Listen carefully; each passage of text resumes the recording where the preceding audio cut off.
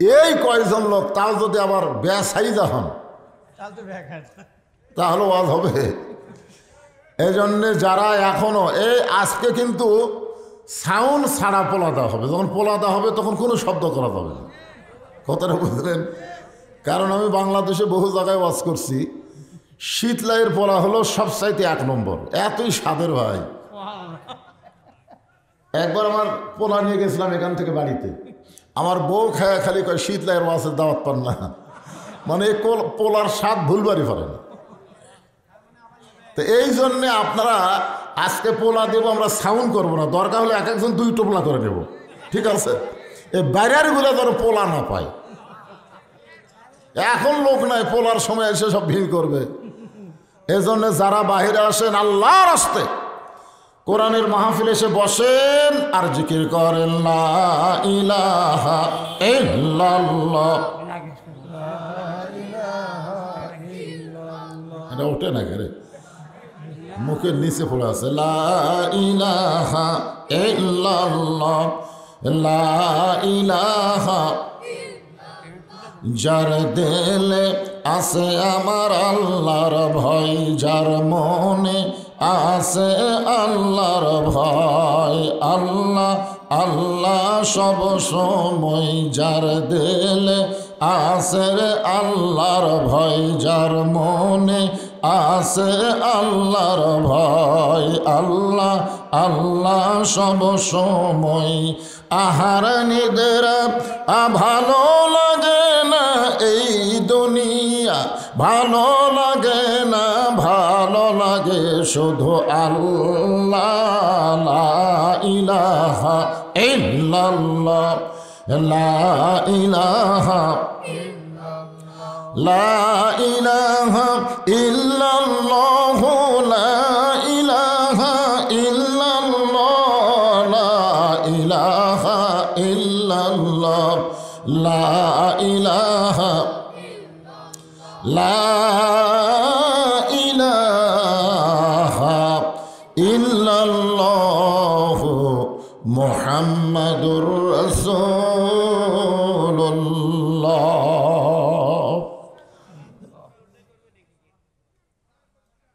যে রাসূলের মহব্বতে সবাই জবান খুলে বলেন সাল্লাল্লাহু আলাইহি ওয়াসাল্লাম। শীতলাই মসজিদ, মাজার এবং মক্তব এর উদ্যোগে আজকের এই তাফসিরুল কোরআন মাহফিলে আল্লাহ তাআলা যেনাকে সম্মানিত সভাপতির আসনে কবুল করেছেন, এই মসজিদেরই সম্মানিত পেশ ইমাম আমার ভাগিনা, অত্যন্ত মহব্বতের। আমরা দীর্ঘদিন একসঙ্গে ছিলাম, ঠিক কিনা বলেন? হাফিজ মাওলানা মোহাম্মদ রমজান আলী। আমি কোনোদিনও কল্পনা করি নাই যে আমি মাহফিলের প্রধান বক্তা হব আর আমার ভাগনা হবে সভাপতি, এটা আমার কল্পনা ছিল না। আজকে দেখলাম এটা হলো সব কিছু কার দান? তো ইজ্জমান তাশা, সম্মান দেওয়ার মালিককে। আজকের এই মাহফিলের সম্মানিত সভাপতিকে অন্তরের অন্তঃস্থল থেকে আমি শুভেচ্ছা জ্ঞাপন করছি। সম্মানিত প্রধান অতিথি জনাব আল হাসিবুল হাসান কবিরাজ সুরজ অনেক ভালো কথা বলেছেন। তার মধ্যে একটা খুবই ভালো, যে সৌদি আরবে যখন নামাজের আজান দেয় তখন সব দোকান টোকান বাদ দিয়ে মসজিদে নামাজ পড়তে যায়, কিন্তু আমাদের বাংলাদেশে বাদামওয়ালারা বাদামের দোকান ছাইড়া নামাজ পড়তে যায় না। কারণ কি? না, শুধু তো ওয়াজ করলে হবে না, এর কারণটাও জানা লাগবে। এর কারণ হলো সৌদি আরবে আল্লাহর আইন চলে আর বাংলাদেশে মানুষের আইন চলে। আল্লাহর আইন যেখানে চালু থাকবে সেখানে চুরি করলে চোরের হাত কাটা হবে, জোরে কোন কথা ঠিক কিনা? আর মানুষের আইন যেখানে চালু আছে সেখানে সবাই চোর। ভালো কে?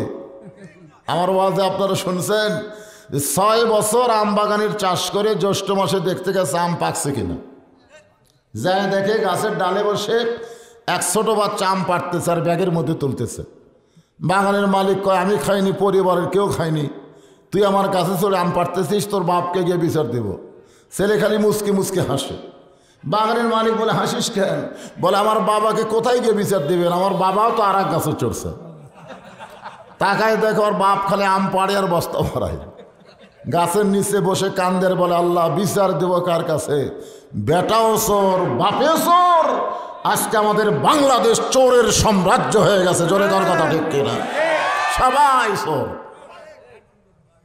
আর সেই চোরের দেশে দোকান থেকে নামাজ পড়বি, জুতা পর্যন্ত মসজিদের মধ্যে নিয়ে যাওয়া লাগতেছে। জোরে কোন ঠিক কিনা?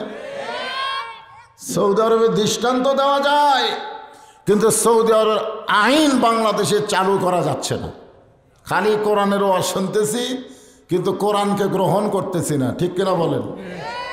সম্মানিত প্রধান অতিথিকে অত্যন্ত গুরুত্বপূর্ণ কথা বলার কারণে অন্তরের অন্তঃস্থল থেকে আমি দোয়া করছি, এবং আল্লাহ তাকে ঈমান ইসলামের জন্য কবুল করুক। সকলে বলে আল্লাহুম্মা আমিন। আজকের মাহফিলের বরেণ্য অতিথি জনাব আলহাজ আব্দুল মান্নান মেয়র সাহেব মনে হয় আসেনি? আচ্ছা ঠিক আছে। আমন্ত্রিত অতিথি জনাব আলহাজ মোহাম্মদ আব্দুর রশিদ লালু। এছাড়া আমরা দেখছি, আমি এখানে দেখলাম, লালু কেমনে নাম হলো? এই তো কালু হওয়ার কথা। কারণ আমি ছোটবেলায় আমার দাদা বলে ডাকতো কালু বলে, মানে ছোটবেলায় কালু কইলে আমি খুব একটা রাগ করিনি, কিন্তু একটু তখন বড় হয়েছে তখন কালু শুনলে খারাপ লাগে। কে রে? তা আসলে আব্দুর রশিদ কি লালু হবি না কালু হবি? আমার কথাই বুঝতেছেন না? লাল না কালো, কিন্তু লালু। যাক, আলহামদুলিল্লাহ। আজকের এই মাহফিলের সম্মানিত বিশেষ অতিথিবৃন্দ সকলকেই অন্তরের অন্তঃস্থল থেকে আমি শুভেচ্ছা জ্ঞাপন করছি। সম্মানিত ওলামায়ে কেরাম, যে সমস্ত আলেমেরা মাগরিবের নামাজের পর থেকে রাত্রি 10টা পার পর্যন্ত কোরআন হাদিসের আলোকে অত্যন্ত গুরুত্বপূর্ণ আলোচনা করলেন, বিশেষ করে আমার ছোট ভাই কাহালু ফাজিল মাদ্রাসার সম্মানিত অধ্যাপক মৌলানা আবুল কালাম আজাদ সাহেব অত্যন্ত গুরুত্বপূর্ণ আলোচনা করেছেন।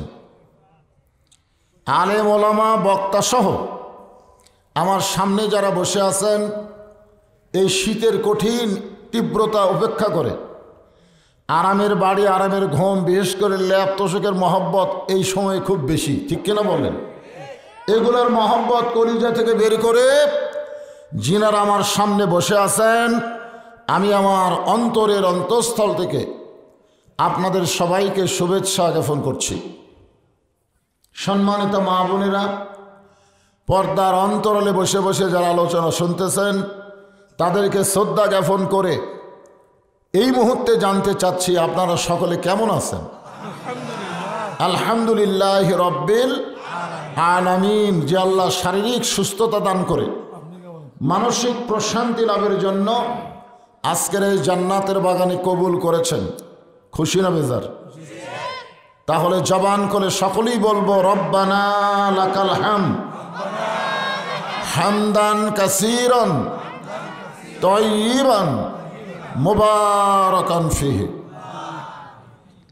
আমরা আল্লাহর প্রশংসা করলাম এই কারণেই, দুনিয়াতে যারই প্রশংসা করেন তার লাভ, যার প্রশংসা করবেন তারই লাভ। আপনারা বক্তার প্রশংসা করেন, বক্তার দাওয়াত বেড়ে যাবে, বাড়বে না? নেতার প্রশংসা করেন, সামনে ইলেকশনে নেতা ভোট বেশি পাবে। ডাক্তারের প্রশংসা করেন, রুগী বেড়ে যাবে। কিন্তু আল্লাহর প্রশংসা করেন, আল্লাহর কোনোই লাভ নেই, কোনো লাভ নেই। আমরা এমন একজন আল্লাহ পাইছি যার প্রশংসা করলেও লাভ নাই, না করলেও ক্ষতি নেই। আল্লাহ আল্লাহ, জোরে কোন কথা ঠিক কিনা? কিন্তু যারা আমরা প্রশংসা করলাম তাদের প্রতি আল্লাহ এত খুশি হলো, প্রশংসা করার সঙ্গে সঙ্গে আসমান এবং জমিনের ফাঁকা জায়গাটা আল্লাহ নেকি দিয়ে পরিপূর্ণ করে দিল। এই তো, এ কি কইলেন? সুবহানাল্লাহ বলার সঙ্গে সঙ্গে আল্লাহ এত খুশি হয়ে গেল, আপনি বসে আছেন শীতলার মাহফিলে, আর আপনার নামে আল্লাহ জান্নাতে একটা গাছ লাগাই দিল। আবার সুবহানাল্লাহ। আবার একটা গাছ হলো, সেই কি ইউক্যালিপটাসের গাছ নাকি, খালি লম্বা হয়ে ডাল ফলা নাই। অল্প জায়গার মধ্যে বেশি গাছ লাগান, ইউক্যালিপটাস, কোনো লাভ নাই। ওই জমির চা আছে সব খাইয়া উনি বড় হয়, জোরে কোন কথা ঠিক কিনা? কিন্তু আল্লাহ তাআলা সুবহানাল্লাহ বলার কারণে এমন একটা ফলবান বৃক্ষ দান করবে, যে বৃক্ষের ছায়া অতিক্রম করতে একটা তাজা ঘোড়া 500 বছর দৌড়ান লাগবে। তাহলে এত বড় বড় গাছ আপনার নামে আল্লাহ লাগাচ্ছে, তাহলে জান্নাত না কত বড়। আল্লাহ রাসূল বলেছেন, জাহান্নাম খাটার পরে একেবারে দোজক খাটিয়া জাহান্নাম খাটিয়া কয়লা হইয়া একটা নদীতে গোসল করার পরে তাকে আবার সুন্দর আকৃতি দেওয়া হবে। ওই আকৃতি দেওয়ার পরে যে জান্নাত দিবে, সেই জান্নাত পৃথিবীর চাইতে 9 গুণ বড় হবে। জোরে কোন সুবহানাল্লাহ। তাহলে বেশি গাছ হলে কি সমস্যা আছে? আলহামদুলিল্লাহ। আমরা আল্লাহর প্রশংসার সাথে সাথে আল্লাহ ভাগ্য গুণে আমাদেরকে এমন একটা নবী দিয়েছেন। এই মাসটা হচ্ছে রজব মাস। এই মাস চাঁদ ওঠার সাথে সাথে রাসূল একটা দোয়া করতেন, আল্লাহুম্মা বারিক লানা ফি রজাবা ওয়া শাবান ওয়া বাল্লিগনা রমাদান।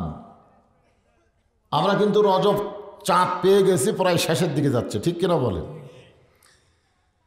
আল্লাহ রাসূল বলেন, রজব এবং শাবানে আল্লাহ তুমি আমাকে বরকত দান করো, রমজান পর্যন্ত আমার হায়াতকে বাড়ায়া দাও। আপনাদের কাছে রমজান মাস কেমন লাগে? মাশাআল্লাহ। অনেকের কাছে রমজান মাস একটা গজবের মাস, ফুরাবার চায় না। কিন্তু মুমিন মুসলমান যারা হবে, রমজান মাস তাদের জন্য আল্লাহ রহমত, মাগফিরাত, নাজাতের মাস হিসাবে দান করে দেয়। জোরে কোন সুবহানাল্লাহ। আমরা সবাইকে আজকে দোয়া করতে পারি যে আল্লাহ রমজান পর্যন্ত আমাদের হায়াতকে বাড়ায় দাও। আমরা যদিও মরি, রোজার পরে যেন মরি, রোজার আগে যেন না মরি। হায়াতের মালিককে এই দোয়াটা আল্লাহর কাছে রাসূল বেশি বেশি করতেন। এই রজব মাসে আল্লাহ তাআলা আমাদের নবীকে দুনিয়া থেকে আল্লাহর আরশে নিয়ে গেছিলেন। কোথায় গেছিল? আরশে নিয়ে গেছিলেন। আল্লাহ কিন্তু নিচে নাই, আল্লাহ আছে উপরে। এই নবীর মেরাজ এটাই প্রমাণ করে যে আল্লাহ সব জায়গাত নাই। অনেকে আমরা বলি না আল্লাহ আছে সব জায়গায়, আল্লাহর ক্ষমতা আছে সব জায়গায়, কিন্তু আল্লাহর থাকার একটা নির্দিষ্ট জায়গা আছে বলেই নবীকে আল্লাহ সেখানে নিয়ে গেছিল। জোরে কোন ঠিক কিনা? সে জায়গার নাম কি? মানিস্তাওয়া আলাল আরশ। আল্লাহ আরশে অধিষ্ঠিত, সেই আরশে আমাদের নবীকে আল্লাহ নিয়ে গেছিলেন। আমি এখানে ওয়াজ শুরুর আগে একটা কথা বললাম, কি?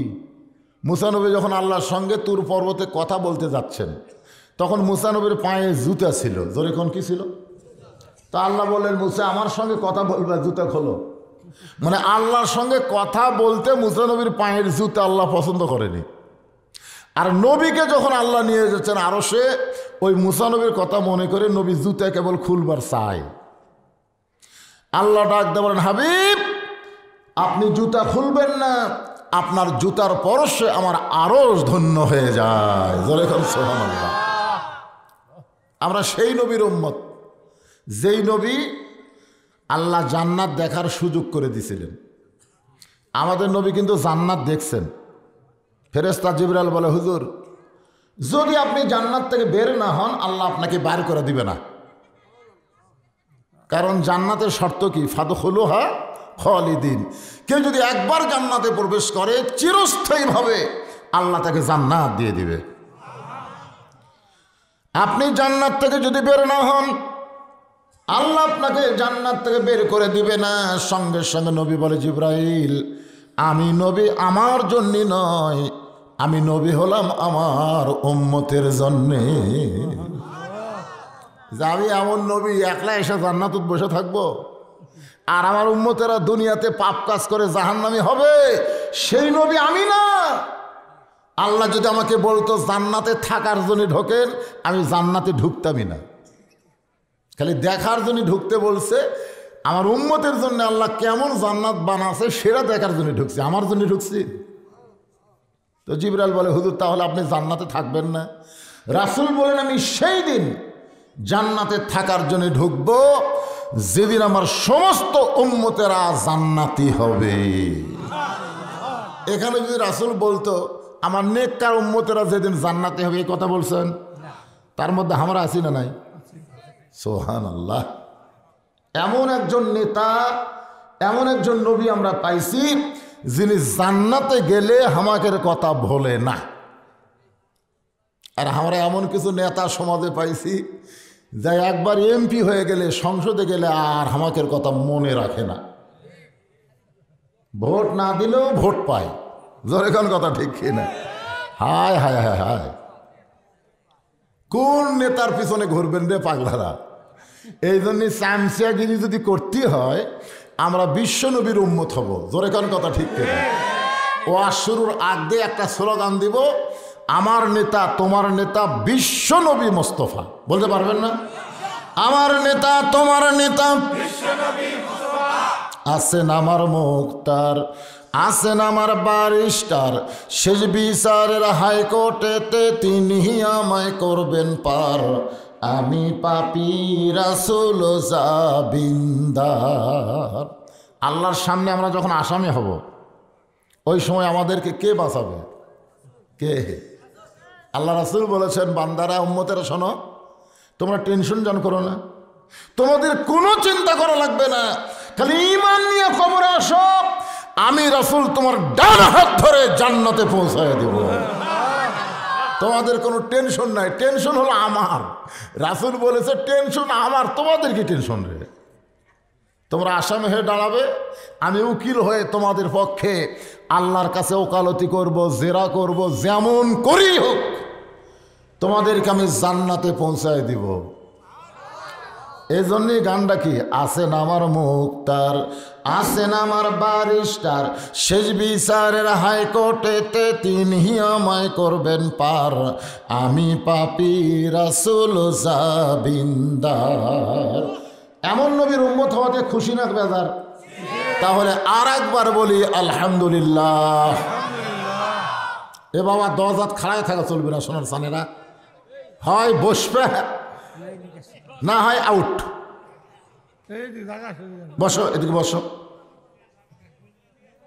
আপনারা একটু চাপে বসেন তো ভাই। আপনারা শীতলাইয়ের মাহফিলের খবর জানেন না? জানেন না আপনারা? আমি যে কয়বার আইছি প্রত্যেকবারই মাহফিল পরিপূর্ণ হয়ে শেষের দিকে এসে পোলা নেওয়ার সময় খাড়া হয়ে গ্যাঞ্জাম করে। জোরে ঘন ঠিক কেনা? এই জন্য আগে থেকে একটু চাপে চাপে আসেন তো। শীতের দিন চাপলে লাভ বেশি, এক ভাইয়ের শরীরে উষুম পাবেন। এদের ফাঁকা ফাঁকি না বসে সামনের দিকে একটু চেপে আসেন। সবাই জিকির করেন আর সামনে আসেন। লা ইলাহা ইল্লাল্লাহ। আসেন, সামনে আসেন। লা ইলাহা ইল্লাল্লাহ, লা ইলাহা। যে জায়গা বসে থেকে উষুম করছে ওই জায়গা ছাড়তেও কষ্ট মনে হচ্ছে, তাই না? যে অনেকক্ষণ ধরে বসে জায়গাটা উষুম করছি পারে। আরে পাগলা, আপনি তো সামনে আইছেন, ওটাও তো আর একজন বসে আছিল, মানে উষুমই হয়ে গেছে তো গোটা জায়গা। এজন্য সামনে আসেন, যার সামনে ফাঁকা আছে ওই জায়গা থেকে লই না, মানে খুঁটা হয়ে বসে গেছে। ও ওখানে মাটি আছে? আচ্ছা আচ্ছা ঠিক আছে, আচ্ছা ঠিক আছে ঠিক আছে, অসুবিধা নেই। লা ইলাহা ইল্লাল্লাহ মুহাম্মাদুর রাসূলুল্লাহ সাল্লাল্লাহু আলাইহি ওয়াসাল্লাম। এখন আসুন যে কোরআন থেকে আপনার আলোচনা শুনবেন, আমি সেই কালামুল্লাহ শরীফ থেকে আপনাদের সামনে একটু হিন্টস দিচ্ছি। হিন্টস, ইন্নাল্লাহা ইয়ামুরুকুম আন তুআদ্দুল আমানাতি ইলা আহলিহা ওয়া ইযা হাকামতুম বাইনান নাস আন তাহকুমু বিল আদল। আল্লাহ কোরআন কারিমে বলেছেন, এই যে কোরআনের আলোচনা তোমরা শুনতেছ, এই কোরআনকে যদি তোমরা বিজয় করতে পারো, ধরে এখন কি কোরআন বিজয়ের আন্দোলন করা লাগবে, খালি কোরআনের ওয়াজ শুনলে হবে না। কোরআনের ওয়াজ শোনার দিক দিয়ে আবু জেহেলের মতন ভালো শ্রোতা এখন পর্যন্ত কেউ হয়নি। ওয়াজ শোনার দিক দিয়ে আবু জেহেল কয় নম্বর? রাসূল কোরআন পড়েছে, আবু জেহেল সারা রাত ডাঁড়িয়া ডাঁড়িয়া শুনিয়েছে, ডাঁড়িয়া ডাঁড়িয়া, বসার চান্স হয়নি। সকালবেলাতে গল্প করছে, এত সুন্দর কোরআনের বাণী, রাতটা কোন দিক দিয়ে গেলে আমি বুঝবারই পারিনি। দেখছেন? তাহলে কোরআনের পক্ষে বলতেছে না বিপক্ষে? এত সুন্দর কোরআনের বাণী, রাতটা কোন দিক দিয়ে গেল বুঝবারই পারিনি। তা আবু সুফিয়ান বলে, নেতা, যেই কোরআন শুনতে রাত কোন দিক দিয়ে গেল বোঝা যায় না, সেই কোরআনকে গ্রহণ করলে অসুবিধা কি? শুনলেই যদি এত ভালো লাগে তাহলে সেটা ধরলে লিসেন করে দিন। হ্যাঁ, এইভাবে একবার ধরে খালি বুক ঠেকান। কাবা ঘর শুয়ে কোনো লাভ হবে না। আল্লাহর কোরআন স্পর্শ করলে কোরআনের উসিলে আল্লাহ তাকে হেদায়েত দিয়ে দিবে। জোরে করে সুবহানাল্লাহ। আবু জেলেরও তো কাবা ঘর তাওয়াফ করছে ন্যাংটা হইয়া। জোরে কোন কি হইয়া? রাসূল যখন মক্কা বিজয় করলো, কাবা ঘরের দরজা খুলে দেখে 360টা মূর্তি। ওমর ফারুক কয়, সি সি সি, আল্লাহর ঘরের মধ্যে মূর্তি। রাসূল বলেন, সি সি করো না। আল্লাহর ঘরের আশেপাশে যদি মুসলমান না থাকে, কাফের বেঈমান মূর্তি ঢুকাবে। শীতলাই মসজিদের আশেপাশে যদি মুসল্লি না থাকে, তাহলে গোটা মসজিদ ধুলাই ভরে যাবে। জোরে কোন কথা ঠিক না? আক্কেলপুরে এক মসজিদে আসরে নামাজ পড়বার ঢুকা দেখে গোটা মসজিদে ধুলে, টাইসে এরকম লোকদের দেখে ধুলে। কে পারে? মঞ্জিন সব ধুলে খেন, কে আজান দিয়ে আকামত দিয়ে হুজুর, কেউ আসে না। তো খামাকা ঝাড় দেখি করবো, গামছার 2 বাড়ি মারি, আমি একলা নামাজ পড়ি। মানুষের ঘাড়ত গামছা থাকে, গামছার 2 বাড়ি মারে পরিষ্কার করে একলা একলা নামাজ পড়ে। আপনারা কি মনে করতেছেন? কাবা ঘর আল্লাহর ঘর, আশেপাশে আল্লাহওয়ালারা না থাকলে কাবার মধ্যে মূর্তি ঢোকে, কিন্তু আল্লাহর কোরআনের ভিতরে কেউ কোনোদিন কিছু ঢুকাবার পারবে? কেন পারবে না? আল্লাহ কোরআনকে লক্ষ্য করে বলেন, নাহনু নাযালনা যিকরা ওয়া ইন্না লাহু লাহাফিজুন। এই কোরআনকে আমি জিকির হিসাবে নাজিল করেছি, আর এই কোরআনের হেফাজত স্বয়ং কার হাতে? আমি সে কোরআন থেকে একটা আয়াত নিয়ে আপনাদের সামনে আলোচনা করব। মনে করেন যিনি ওয়াজ করবেন তিনার নাম হলো হযরত ওমর। যিনি বক্তা হয়ে ওয়াজ করবেন তার নাম কি? হযরত ওমর। আর যারা ওয়াজ শুনবেন তারা হলেন নবীর সাহাবী। আর যে জায়গায় ওয়াজ হবে সে জায়গাটা হলো মসজিদে নববী। আমি কিন্তু এখানে 3টা কথা বলেছি। 1 নম্বর হলো বক্তা, 2 নম্বর শ্রোতা, 3 নম্বর জায়গা। আপনারা বলেন তো এই 3টার কোনটা খারাপ? বক্তা হিসেবে ওমর ফারুক কেমন বক্তা? খালি মুখটা ভালো করে হবে? আল্লাহ তাআলা উমরের শানে, উমরের সম্মানে কোরআনে 23টা আয়াত নাজিল করেছে। জোরে কোন সুবহানাল্লাহ। যে উমরকে লক্ষ্য করে রাসূল বলেছেন, আমার পরে কেউ যদি নবী হতো, লাউ কানা উমর, আল্লাহ উমরকে নবী বানায় দিত। আল্লাহ রাসূল বলেছেন, নবুয়তের দরজা বন্ধ হয়েছে বলে উমর নবী হওয়ার পারল না, তবে নবী হওয়ার সব যোগ্যতা আল্লাহ ওমরের মধ্যে দান করেছে। তাহলে বক্তালিয়া কোনো টেনশন নাই। এখন শ্রোতা, যারা ওয়াজ শুনবে তারা হলেন নবীর সাহাবী। আপনারা বলেন তো সাহাবীরা কেমন শ্রোতা? তাহলে ভালো করে হবে। কোরআন শরীফ বলতেছে, রাদিয়াল্লাহু আনহুম ওয়া রাদু আন, জাব্বা।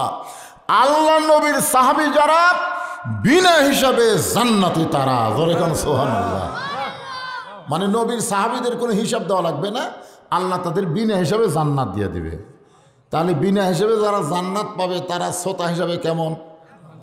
যে জায়গায় ওয়াজ হবে জায়গাটা হলো মসজিদে নববী। আপনারা বলেন তো জায়গাটা কীরকম? যেখানে 1 রাকাত নামাজ পড়লে আল্লাহ খুশি হয়ে 50,000 রাকাত নামাজের সওয়াব দেয়। 3টা জিনিসই ভালো। এখন ওয়াজ করবে হযরত ওমর, ইন্নাল্লাহা ইয়ামুরুকুম আন তুআদ্দুল আমানাতি ইলা আহলিহা ওয়া ইযা হাকামতুম বাইনান নাস আন তাহকুমু বিল আদল। মানুষের মধ্যে কাউকে যখন বিচারক করা হবে, সেই বিচারক নিজের ইচ্ছা মতো বিচার করলে চলবে না, বিচার করতে হবে আল্লাহর আইন দিয়া। কারণ বিচারক বিচারপতি না, আসল বিচারপতি হলেন আমার আল্লাহ। আপনার বলেন তো, এই যে আজাদ সাহেব হয়ে গেল, কয়েকদিন জেলের মধ্যে বন্দি আছিল। আমি কিন্তু ঘরের মধ্যে তাই শুনলাম, কি অপরাধে তাকে ধরলো, কেন এতদিন জেলের মধ্যে ছিল, উনি নিজেও হয়তো জানে না। কথা কন ঠিক কিনা? আজকে বাংলাদেশে জালেমদের জামিন হয়, আলেমদের জামিন হয় না। কিছুদিনের মধ্যে আপনাদের পাশে একজন তরুণ ওয়াইজিন আসবে, দীর্ঘ 30 মাস তিনি অন্যায়ভাবে জেলের মধ্যে বন্দী ছিল। তার নাম হলো আমির হামজা। জোরে কোন কথা ঠিক কিনা? মালটা আসলেই বুঝবেন কেমন বক্তা। এমনি করা যাবে না, আগে টেজে আসুক, তখন বুঝবেন এই মালটা কি,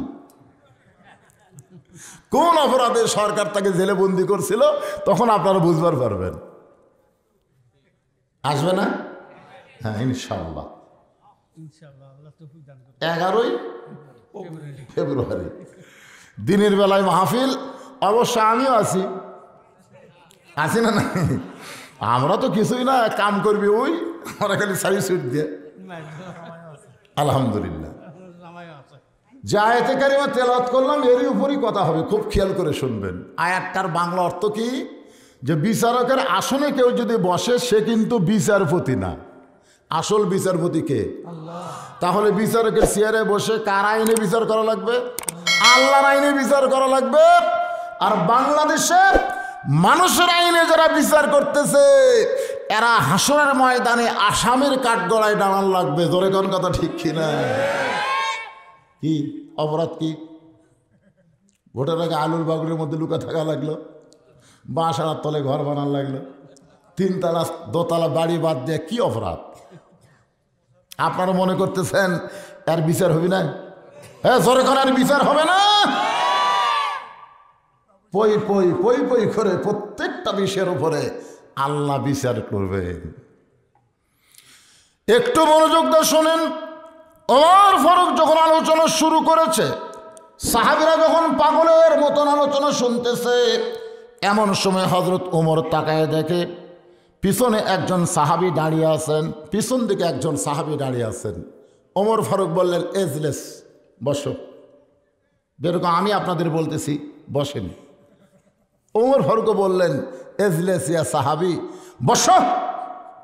সাহাবী বলতেছে, বসতে আসি নাই, বসতে আসি নাই, আমি আপনাকে একটু ওয়াজ শোনাবার চাই। ওমর ফারুক ওয়াজ করতেছে, আমি বসবার আসিনি হুজুর, আমি একটু আপনাকে ওয়াজ শোনাবো। সমস্ত সাহাবীরা খেপে গেলেন, কেরে পাগল, ওমর ফারুকের মতন বক্তা যেখানে ওয়াজ করে, তখন পিছনে থাকা একজন সাধারণ সাহাবীর ওয়াজ শোনার মন মানসিকতা তো আমাকে নাই। মানুষ যাই বলুক, কিয়ামত পর্যন্ত বাংলার জমিনে আল্লামা সাইদি হুজুরের মতন বক্তা হবে? যাই বলুক, আমরা যারা বক্তা আমরা তো জানি 1 থেকে মানুষ 100 পর্যন্ত গুনবার পারে। 1 থেকে মানুষ কোন পর্যন্ত গোনে? 100 পর্যন্ত গোনে। আল্লামা সাইদি 100 পর্যন্ত পৌঁছে গেছে, আর আমরা কেবল 6-7-এর মধ্যে আছি। আমি কেবল 6-7-এর মধ্যে আছি। 38 বছর ওয়াজ দেয়, কয় 7-এর মধ্যে? আর উনি কোথায়? 100। কিয়ামত পর্যন্ত বাংলার জমিনে এমন তাফসীর কারক, এমন মুফাসসির, এমন বক্তা আর তৈরি হবে না। কাজী নজরুল ইসলাম চলে গেছে, ওই কবি আর বাংলার জমিনে তৈরি হবে না। জোরে কর কথা ঠিক কিনা? অথচ তার অবস্থা কি? আমরা গানের মধ্যে বলি, আল্লামা সাইদি তুমি মরনি, শহীদ হয়েছ আমরা এটাই জানি। আপনাদের কি মনে হয় মরে গেছে? মরেনি। মরে যাওয়া মানে ফুরে যাওয়া। মরে গেলে যদি মারাই যাবে, গোটা পৃথিবীতে প্রায় 10,000-10,000-এর মতন তার জানাজা হচ্ছে। 10,000। এমন কোনো মুসলিম কান্ট্রি নাই যেই দেশে হুজুরের জানাজা হয়নি। বাংলাদেশে এমন কোন উপজেলা নাই যেখানে হুজুরের জানাজা হয়নি, জেলের মধ্যে তার মৃত্যু হয়নি, হাসপাতালের মধ্যে। জনগণ বুঝবার পারছে আসল ঘটনা কি, জোরে কোন ঠিক কি না? সেই সাইদে হুজুর যখন ওয়াজ করবে, আমার মতন বক্তা যদি ওয়াজ করবার চায়, হুজুর আপনার ওয়াজ শোনার টাইম নাই, তখন জনগণ কি খুশি হবে না রাগ করবে? সমস্ত জনগণ যখন, সাহাবীরা যখন খেপে যায়, এমন সময় ওমর ফারুক এরকম জোরহাত করে বললেন, সাহাবীরা রে, তোমরা সবাই জবানকে বন্ধ করো। ওই ব্যক্তি যখন ওয়াজ করতে চায়, আমি উমরের ওয়াজ শুনতে কোনো আপত্তি, কারণ কথা বলার স্বাধীনতা আছে না নাই? আচ্ছা বাবা কি ওয়াজ করবে, আসো, তোমরা মাঝখান দিয়ে একটু রাস্তা করে দাও। ওই সাহাবী যখন ওমর ফারুকের কাছে আসলেন, ওমর ফারুক নিচে গিয়ে বসলেন আর তার জন্য চেয়ার ছেড়ে দিলেন। বেদুইন সাহাবী বলতেছে, আমির আল মুমিনিন, আমি বেদব হলো এত বড় বেদব না, আপনার ওয়াজ বন্ধ করে আমি ওয়াজ করতেছি, এটা বেদবি, কিন্তু তাই বলে আপনার চেয়ারে আমি বসে ওয়াজ করবো, এত বড় বেদব আমি না। আতিউল্লাহ ওয়া আতিউর রাসূল ওয়া উলিল আমরি মিনকুম, আল্লাহ কোরআনে বলেছে আল্লাহর আনুগত্য করো, নবীর অনুসরণ করো, তোমাদের আমিরকে তোমরা মানো। আপনি হলেন আমাদের আমির, আপনি চেয়ারে বসে থাকেন, আমি দাঁড়িয়ে মাত্র 3টা ওয়াজ করব। জোরে কোন কয়টা? 1 নম্বর ওয়াজ হলো ইন্নী উহিব্বুল ফিতনা, আমি ফিতনাকে মহব্বত করি। 2 নম্বর ওয়াজ হলো ইকরাহুল হক, আমি হককে পছন্দ করি না। 3 নম্বর ওয়াজ হলো আশহাদু মালাম আরা, আমি না দেখা জিনিসের সাক্ষী মারি। আপনার বলেন তো এই 3টা ওয়াজ ভালো না খারাপ? অত্যন্ত খারাপ। কারণ 1 নম্বর ওয়াজ করতেছে ইন্নী উহিব্বুল ফিতনা, আমি ফিতনাকে মহব্বত করি। আল্লাহ রাসূল বলেছেন আল ফিতনা তো আসাদ্দু মিনাল কতল, ফিতনা হলো কতলের চাইতেও মারাত্মক গুনাহ। আল ফিতনা তো আসাদ্দু মিনাল জিনা, ফিতনা হলো জিনার চাইতেও শক্ত গুনাহ। আর সেই ফিতনাকে বলতেছে আমি মহব্বত করি। 2 নম্বর ওয়াজ হলো ইকরাহুল হক, আমি হককে পছন্দ করি না। অথচ আল্লাহ কোরআনে বলেছেন ওয়াতাওয়াসাউ বিল হক, হকের কথা বলা লাগবে। আল্লাহ বলেছেন কুল জাল হক ওয়া যাহাকাল বাতিল ইন্নাল বাতিলা কানা যাহুকা, জীবন যাবে কিন্তু হক বাদ দিয়া বাতিলের সঙ্গে আপোষ করা যাবে না। দরকার হলে জীবন দিব কিন্তু বাতিলের সঙ্গে আপোষ করব। যারা না বলতেছেন না তারা ঠেলা বুঝবেন। দরকার হলে জীবন দেবো, যখন কি দিব, কিন্তু বাতিলের সঙ্গে আপোষ করা যাবে? বর্তমানে আমরা কার সাথে আপোষ করছি? আচ্ছা পুলিশের ভয়ে চোর ডাকাত লুকাবে, কিন্তু ভালো মানুষগুলো পুলিশের ভয় লুকাই কেন? আমার কথা কি আপনার বুঝতে পারতেছেন না? ভালো মানুষ পুলিশের ভয় লুকাছে, এমন লুকাছে বুঝলেন, একেবারে মাটির গর্ত করে তার ভিতরে খেয়ার বেড়া, তার উপর কম্বল বিছে, তার উপর ল্যাব গাউদ্দা শুয়ে আছে, আর মনে মনে বলতে যে পুলিশ যত বড়ই মরদ হ আমার ধরবার পারবে না। ইতিমধ্যে আল্লাহ আজরাইলকে পুলিশের পোশাক পরে পাঠিয়ে দিছে, যা তো আজরাইল পুলিশের পোশাক পরে এসে বলতেছে কারে ভাই খবর কি? লাভ ধরে কেরি এই জায়গা তো খোঁজকে দিল। তখন বলে ভাই আমি তো পুলিশ না রে, আমি হলাম আজরাইল। ও তখন কান দেওয়ার কয় ভাই পুলিশ ধরার চিন্তায় আজরাইল যে ধরবে এটা আমার মনই নেই। পুলিশ ধরা এটা হলো বাতিল, আর আজরাইল ধরা হলো হক। আমার কথা কি বুঝলেন? আজরাইল যে আমাদেরকে ধরবে এ ব্যাপারে কোনো মিথ্যা পুলিশ নাও ধরতে পারে, কথা কন, পুলিশ নাও ধরতে পারে, কিন্তু আজরাইল যে ধরবে এটা কি মিথ্যা না সত্য? সবাই কথা কয় না, যারা জুয়ান তাগড়া আছে মনে করতেছে আমার দাদা বেঁচে, আরে তোর দাদা থাক আর পর দাদা থাক, প্রতিদিন তোমার হায়াত অতিক্রম করে মৃত্যুর দিকে তুমি হাঁটতেছো, জোরে কোন কথা ঠিক কিনা?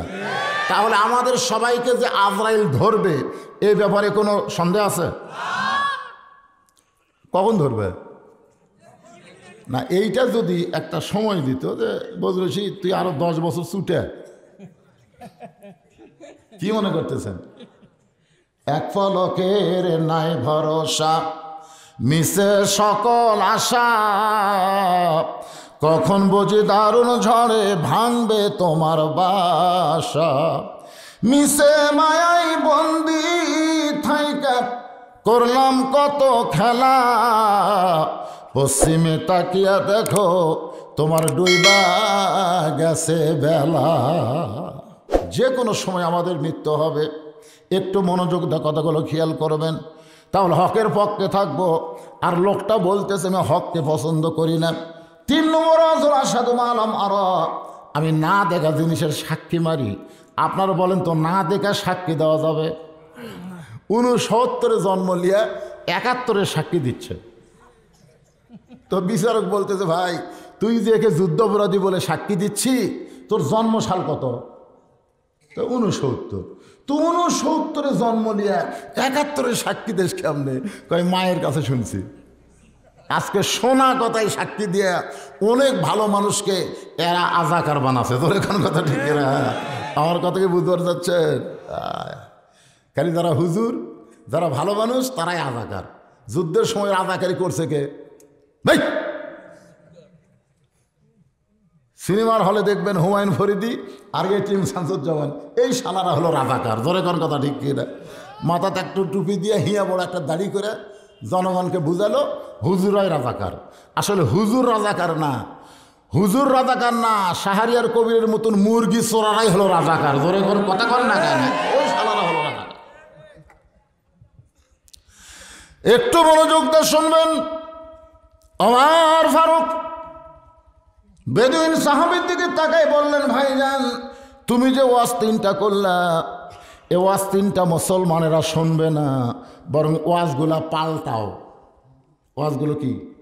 যেরকম মমতাজকে আমি বলছিলাম, মমতাজ যখন সংসদে গিয়ে বলল আগে কররে মন আখেরের কাজ, ধ্যান যোগ হয় দিলের নামাজ, ও তোমার পাঞ্জে গানা নামাজ পড়া লাগবে না।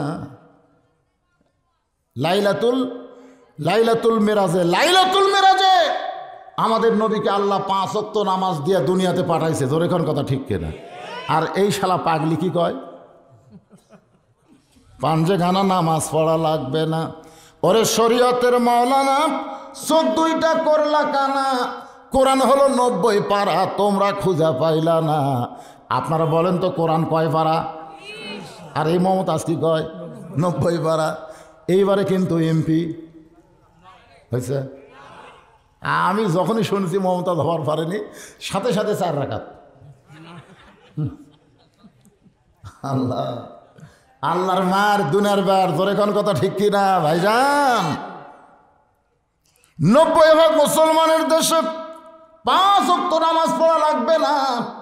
সংসদের মধ্যে এমন গান গাওয়ার পরেও এতগুলো সদস্য কেউ তার বিরুদ্ধে প্রতিবাদ করল না। কিন্তু ওমর ফারুক বললেন এই 3টা ওয়াজ মুসলমান সমাজের মধ্যে চলবে না। বেদুইন সাহাবী বলতেছে আমার ওয়াজগুলো ঠিক আছে, কিন্তু আপনারাই বুঝবার পারেন নাই। যেই বলছে আমার ওয়াজ 3টা ঠিক আছে, আপনারাই বুঝবার পারেন নাই। সাথে সাথে ওমর ফারুক তাকায় দেখে প্রত্যেকটা সাহাবী চোখ লাল করছে ধরার জন্যে। কি করার জন্যে? আচ্ছা সমস্ত সাহাবী মিলে যদি ধরে ওই বাঁচবি? ওমর ফারুক সমস্ত সাহাবীর করাল গাছ থেকে গণপিটুনি থেকে বাঁচানোর জন্যে বেদুইন সাহাবীকে হেফাজত করলেন।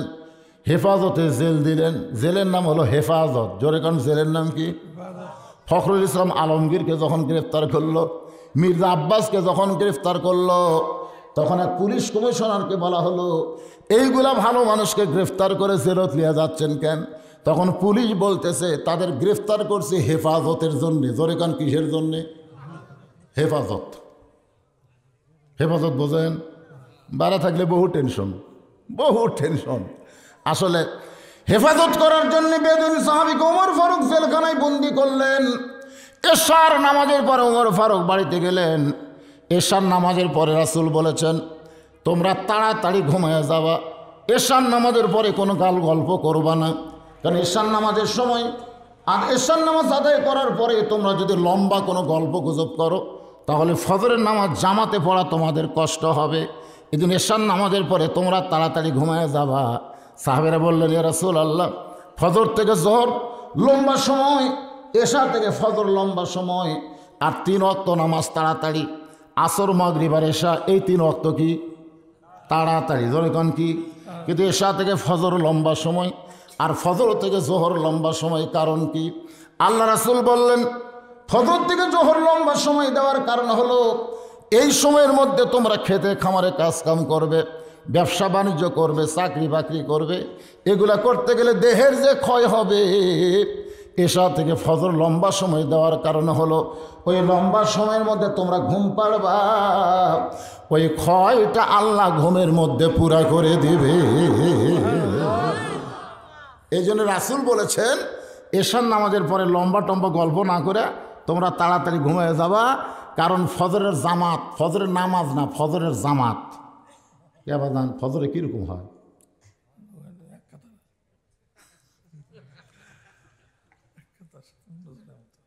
15 জনের মতন হয়। আপনারা বলেন তো, রাসূল কিন্তু বলেছেন ফজরের নামাজ কেউ যদি পড়ে, এটা যদি জামাতে না পড়ে তাহলে বুঝবেন ওই মুনাফিক হয়ে মৃত্যু হবে। 2 ওয়াক্ত নামাজ জামাতে না পড়লে মুনাফিক। একটা হলো ফজর আর একটা কি এশা, একটা ফজর আর একটা হলো এশার নামাজ। ওমর ফারুক এশার পরে বাড়িতে গিয়ে দেখে দস্তরখানায় খাবার দিয়া তার বিবিটা একটু আড়ালে লুকে আছে। কারণ ওমর ফারুকের বিবি খাবার দিয়া একটু লুকে থাকার কারণ হলো ওমর ফারুকের খাওয়া দেখার মধ্যেও শান্তি। ওমর ফারুক যখন খাবার সামনে পায়, অর্ধ পৃথিবীর খলিফা, বাংলাদেশের মতন 96টা দেশের খলিফা, সুবহানাল্লাহ খান, আমাদের বাংলাদেশের মতন কয়টা? 96টা দেশের খলিফা হযরত ওমর খাবার যখন সামনে পায় তখন দোয়া পড়ে, আল্লাহুম্মা বারিক লানা ফিমা রাযাকতানা ওয়াকিনা আযাবান্নার। আপনার বলেন তো খাওয়ানোর মালিককে? আরো জোরে। ওমা মিন দাব্বাতিন ফিল আরদি ইল্লা আলাল্লাহি রিজকুহা। পৃথিবীতে এমন কোনো বিচরণশীল প্রাণী নাই যার রিজেকের ব্যবস্থা আল্লাহ করে নাই। ওমর ফারুক খাবার দোয়া পড়ে বিসমিল্লাহ বারকাতিল্লাহ বলে রুটি ছিঁড়ে হালুয়া যখন নেই, এমন সময় তার বিবেক বলতেছে, ওমর তোমার ক্ষুধা লাগতেছে আর তুমি খাইতেছ, কিন্তু যাকে কারাগারে বন্দি করছো সে খাইছে কি না একটাবার খবর নিছ? সুবহানাল্লাহ খান। এখানে কি জজ কোর্ট আছে? এদিকে হাইকোর্ট আছে? এদিকে সুপ্রিম কোর্ট আছে? এখানে ওমর ফারুকের বিবেক সবচাইতে বড় আদালত।